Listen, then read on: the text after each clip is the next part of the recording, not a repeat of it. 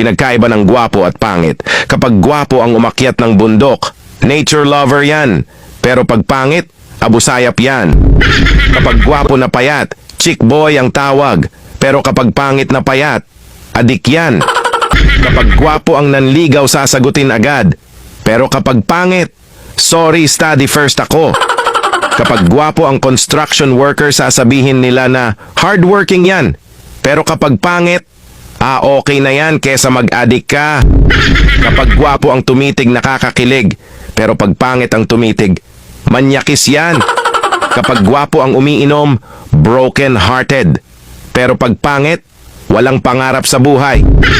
Kapag gwapo ang jowa, tinadhana. Pero pag pangit, ginayuma yan. Kapag gwapo ang nanglimos, sasabihin, OMG, tulungan natin si kuya. Pero pag pangit ng limos, wag nyo bigyan yan, baka ibili ng rugby.